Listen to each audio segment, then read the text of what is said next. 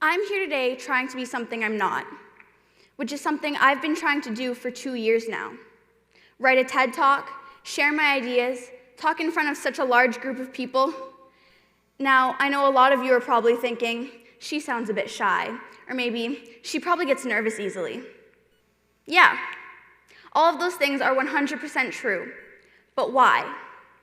To answer simply, I am an introvert. So what is an introvert? Saya di sini hari ini mencoba menjadi sesuatu yang bukan diri saya, yang merupakan sesuatu yang saya coba lakukan selama 2 tahun terakhir atau sekarang. Menulis TED Talk, berbagi ide, berbicara di depan sekelompok besar orang. Saya tahu banyak dari kalian mungkin berpikir, dia terdengar agak pemalu, atau mungkin dia mudah gugup. Ya, semua hal itu 100% benar. Tapi mengapa? Untuk menjawabnya dengan sederhana, saya seorang introvert. Jadi, apa itu introvert? An introvert is a quiet person that doesn't like to talk very much and likes to keep their thoughts mostly to themselves.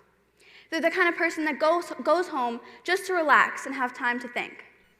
But that's not to say that an outgoing person can't be an introvert. Just as long as they enjoy the quiet time they get to themselves, they're most likely an introvert to a certain extent. Seorang introvert adalah orang yang pendiam yang tidak suka banyak bicara dan suka menyimpan pikiran mereka untuk diri mereka sendiri. Mereka adalah tipe orang yang pulang ke rumah hanya untuk bersantai dan punya waktu untuk berpikir. Tapi itu tidak berarti bahwa orang yang lemah tidak bisa menjadi seorang introvert. Selama mereka menikmati waktu yang tenang untuk mendapatkan diri mereka sendiri, kemungkinan besar mereka adalah seorang introvert sampai batas tertentu. So the main thing I want to address in this talk is that there's nothing wrong with being an introvert. However, society doesn't see it in the same lighting. Society has taught us that being an introvert is the worst thing you can be and that everyone should want to be extroverted. We're told that being outgoing is good and being shy and quiet is bad. We're told in elementary school we have to raise our hands, participate in class, or we lose marks. Every year at parent-teacher interviews, my parents would hear the same thing. Your daughter is very shy. She needs to learn to speak up more. I was told to share my voice whenever possible. As an introvert, those are some very hard standards to achieve. Jadi, hal utama yang saya ingin bahas dalam pembicaraan ini adalah tidak ada yang salah menjadi seorang introvert. Meskipun masyarakat tidak melihatnya dalam pencahayaan yang sama. Masyarakat telah mengajarkan kita bahwa menjadi seorang introvert adalah hal terburuk yang kalian bisa. Dan bahwa setiap orang harus ingin menjadi extrovert. Kita diberitahu bahwa bersikap ramah itu baik, dan menjadi pemalu dan pendiam itu buruk. Kita diberitahu di sekolah dasar, kita harus mengangkat tangan, berpartisipasi di kelas, atau kita kehilangan nilai.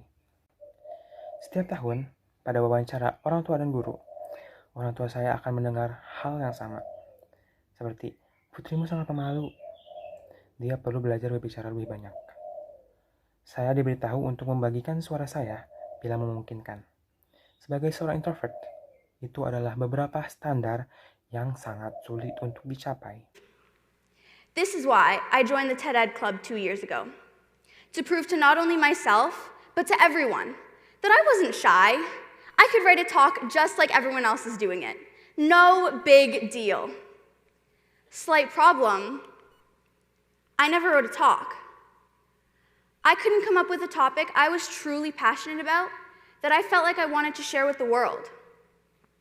I would show up to every meeting and watch my peers continue to develop their talks, and I would get frustrated with myself. Why could they share their ideas so easily and I couldn't even come up with a topic? Inilah mengapa saya bergabung dengan TED Ed Club 2 tahun lalu. Untuk membuktikan tidak hanya kepada diri saya sendiri, tapi kepada semua orang bahwa saya tidak malu. Saya bisa menulis ceramah seperti yang dilakukan orang lain. Bukan masalah besar. Sedikit masalah. Saya tidak pernah menulis ceramah. Saya tidak dapat menentukan topik yang benar-benar saya sukai sehingga saya merasa ingin berbagi dengan dunia. Saya akan muncul di setiap pertemuan dan melihat rekan-rekan saya terus mengembangkan pembicaraan mereka. Dan saya frustasi dengan diri saya sendiri. Mengapa mereka bisa membagikan ide mereka dengan mudah? dan saya bahkan tidak bisa menemukan topik. Now, looking back, I realize I have passions, I have views on the world, and I have opinions. I just didn't want to share any of them because I'm an introvert. But is there anything wrong with that? Statistics say that 50% of the American population is made up of introverts. So society is telling 50% of Americans, about 160 million people, that they need to change who they are to be accepted, to be successful, and to be happy. Keep in mind, within this large group of introverts are people such as Elton John, Emma Watson, Michael Jordan, Audrey Hepburn, Albert Einstein, and so many more incredible, inspiring people. Do you think being an introvert has ever stopped any of them from achieving their goals or being happy? No. Sekarang, melihat ke belakang, saya menyadari bahwa saya memiliki hasrat. Saya memiliki pandangan tentang dunia, dan saya memiliki pendapat. Saya hanya tidak ingin membagikannya karena saya seorang introvert. Tapi apakah ada yang salah dengan itu? Statistik mengatakan bahwa 50% dari populasi Amerika terdiri dari introvert. Jadi, masyarakat memberitahu 50% orang Amerika, sekitar 160 juta orang, bahwa mereka perlu mengubah siapa diri mereka agar dapat diterima, menjadi sukses dan bahagia. Perlu diingat, dalam kelompok besar, introvert ini ada orang-orang seperti Elton John, Emma Watson, Michael Jordan, Audrey Hepburn, Albert Einstein, dan banyak lagi orang yang luar biasa dan menginspirasi. Apakah menurut kalian menjadi seorang introvert pernah menghentikan salah satu dari mereka untuk mencapai tujuan mereka atau menjadi bahagia? Tidak.